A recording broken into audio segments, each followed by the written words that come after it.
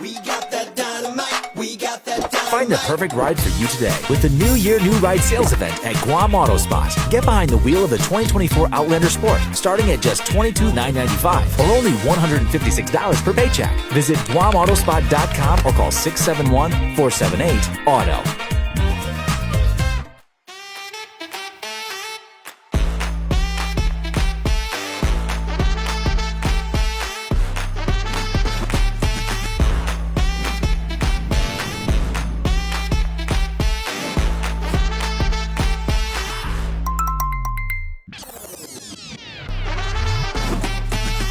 Find a plan that goes with your flow. Get unlimited local talk, text, and data at the most affordable rate with Unlimited Flow Postpaid, only at Docomo Pacific.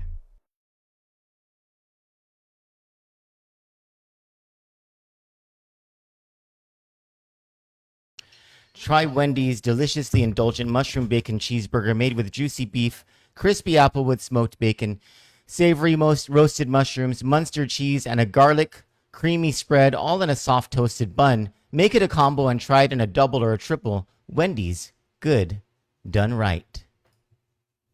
Beat the heat and indulge in fruity cold smoothies at Cold Stone Creamery today. And if you're looking for a healthier alternative, they've got an acai bowl packed with fruits for a refreshing holiday from the hot sun and whatever is stressing you out. Take the family, treat your friends, or hog it all to yourself. Cold Stone Creamery, the ultimate ice cream experience.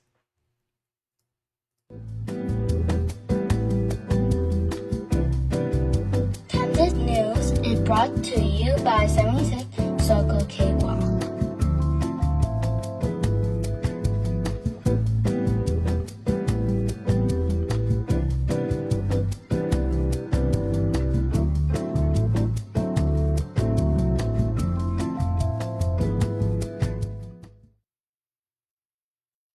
Good afternoon, my dear friends. Oh, I'm getting a haircut tomorrow. Don't you worry about my hair. It is 4:01 p.m. on Wednesday, January 29, 2025. My name is Troy Torres. I see we got some dropped frames. I'm sorry about that. A little bit of static with the internet, but we'll get through this. How are you all doing? I spent my entire day trolling bigots, trolling Trump people, getting the news out every here and there. But I've got to get my priorities straight here, because over the past few days, I've prioritized the resistance. How are you all doing? On to a serious subject, though. On October 31, 2018, due to a series of missteps by medical providers and over at Guam Memorial Hospital, this is something confirmed by the Senate by a report from the Centers for Medicare and Medicaid Services, confirmed by a settlement that GMH had with a man named David Lebowski, whose son, on October 31, 2018, in the early morning hours while he was holding him, died in his arms at Guam Memorial Hospital. Findings from the report showing malpractice. And since then, Asher Dean Lebowski has been the call. His story has been the call to action to our leaders, to the Guam Legislature and the governor, to do something about a law that, unlike the Lebowskis who had the resources to fight this, so many others, his father took this call on in memory of his son. David Lebowski took on this mantle, and against so many odds, and while the medical community, many in the medical community were fighting against this man who lost his son without even giving him the reverence or the respect that he deserved as a father of a son who was killed by medical malpractice, he was pissed upon by these rich people, made to be seen as someone who was emotionally unstable just because he was grieving for his son, and he was fighting for everybody else who was not as fortunate as he was, not as blessed as he was, to have the resources to fight against the man. And he took this call on, he took this mantle, he took this fight to the powers that are, who are And he managed to inspire a couple of senators to introduce bills to reform what's known as the Medical Malpractice Mandatory Arbitration Act, an antiquated law in our books that essentially says that if you are a victim of medical malpractice, if you have a claim against a medical provider, whether that's a doctor, a nurse, an allied health professional, whatever it is, if you have a claim, you cannot bring your claim directly to court. You have to go to arbitration. And you might think, okay, that's fine. But then the law says that the cost of the arbitration is something that the victim has to front. And you know what the cost of arbitration is? Because the law also says that you have to bring in an arbitration panel that is certified according to a certain... This law was made, it was a special interest law for doctors to protect doctors from accountability. And so the cost of that arbitration will run from at least $40,000, but most likely into the 6 digits, into the hundreds of thousands of dollars. And if you're unsatisfied with the arbitration, I'm not sure what happens after that. But even Judge Frances Tydingco-Gatewood, in assessing one of the cases that came before her regarding the MMMA, said that this law effectively shuts out the poor and the middle class from ever being able to see a claim through. And what exacerbates the problem is that you would think that at the very least, even if you could not redress your grievances through the court system, if you are a poor or middle class or even an upper middle class person who does not have $40,000 to $150,000 laying around in cash so that you can do an arbitration panel, you don't have access to the courts. You can't have your grievances redressed. You cannot hold a bad doctor accountable. And what does that mean for the rest of us? For the rest of us, especially for that bad doctor's patients, that bad doctor remains in practice. No accountability whatsoever. And it makes it worse that we have a Guam Board of Medical Examiners and a Guam Board of Nurse Examiners who have been unwilling thus far and for the past several years to rule in favor of victims who have brought claims before these two boards. You know, allowing the doctors and the nurses to police themselves is the same thing as allowing the police to police themselves. It doesn't make any sense. And what might be worse about allowing the doctors and the nurses to police themselves is the intertwined financial connections among them. You know, for example, if you're on the Guam Board of Medical Examiners, and let's say you run a dialysis center, and you rely on referrals from a certain doctor to bring you money into your dialysis center, and that certain doctor has a complaint against him, is it in your financial interest to rule against that doctor? No. It's in your financial interest to rule against the victim. And so the deck is already stacked against victims, both on the regulatory side, meaning these examiner boards, and on the legal side, the litigation side, because of the law, because of the Medical Malpractice Mandatory Arbitration Act. 2 senators introduced 2 competing pieces of legislation. One was Tina Muñoz Barnes. What she wanted to do was institute fees and create a fund, and those fees would go into a fund, and that fund would pay for the cost of arbitration. The problem with that bill is that when they did the math, the annual amount in fees that would be paid into this fund would only be enough for like a couple of people at most per year to file claims and to have those and to have that arbitration paid for.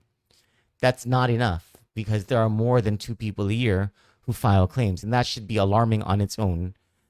The other bill, and so the doctors loved that bill, the victim advocates didn't, understandably so. And then you had Therese Terlahi's bill.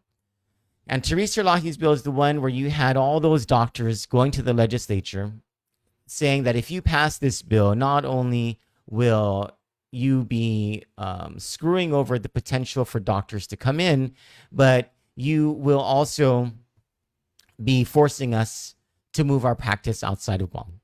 That was the threat that they made to senators. And Therese Terlahi's bill was much more expansive in its reform. I can't remember if it did away with the arbitration panel, but I do remember that it provided for a screening panel over at the Superior Court. And I remember that the court said that they were not certain that such a screening panel could be something tenable because of the limited financial resources of the court. And I do remember that at the time, Therese Terlahi was saying, let's work together on this. Anyway, that went nowhere. I have no idea why Therese Terlahi never pursued that legislation or the amendments that would have been made so that doctors would be at least slightly satisfied and less concerned about frivolous lawsuits. But now is a time, now that there's a new Republican majority, and most of these senators I interviewed during the campaign, and most of these senators agreed that there should be reform to the Medical Malpractice Mandatory Arbitration Act.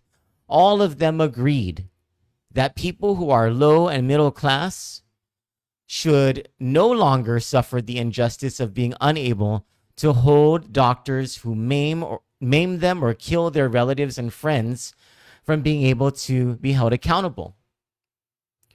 And so I'm going to rely on the words of these senators, the words that they promised back in the campaign, because so far the 38th Guam Legislature has been doing a pretty good job. I know it's still very early to judge, but so far they've been doing a pretty good job. And I have to imagine that this group of senators, they're more skilled, they're more professional, they're more serious, they seem to be less political than the last legislature, will be able to, one of them, introduce a bill and they can take it from the Therese Terlahi bill and then just make changes to that bill that would begin to satisfy some of the concerns of some of the doctors. And you're not going to get all of them satisfied. And we know of at least one doctor, louder than anybody's business, who has ever said, whenever something affects this one doctor's, I don't know, emotions, sense of pride, ego, love of self, I'm not sure. You can count on this doctor to be loud and in your face and to try to bully your elected government into doing what special interest wants. And I say to you, senators, you need to grow a pair. You need to understand that the voters are much more powerful than that doctor or any group of doctors. And more importantly, that the right thing to do is always the right thing to do. And there should be no delay in doing the right thing. You know, if you want to see the difference between what is right and what is special interest, take a look at the picture of Asher Dean Lebowski. And don't forget that this entire thing started because this poor boy did not deserve to die. He should be with us now. He should be with us growing up. He should be, how many years has it been? 7. This boy should be 12 years old today. But on October 31, 2018, his life was ended at the hands of neglect and malpractice by medical providers, including nurses, according to a Centers for Medicare and Medicaid Services independent report of the hospital. So, senators, think about that as you prioritize the fixes, the corrections that you need to make to the long-standing systemic issues and problems facing the government of Guam that affect us, the people of Guam. Don't forget about Medical Malpractice Mandatory Arbitration Act reform. Don't forget that all of us, at some point in our lives, are going to be patients, including all of you, senators. And don't we want some assurance that when we're cared for, when a loved one is cared for, that the law of the land protects us from negligence and malpractice? I beg of you, senators, do not pay attention to the loudmouths who will threaten you, because all they're doing is protecting their special interests. And we should have nothing to do with those kinds of people any longer in this government. For Kandit News, I'm Troy Torres. You all have a wonderful and beautiful day. God bless you, and I love you all.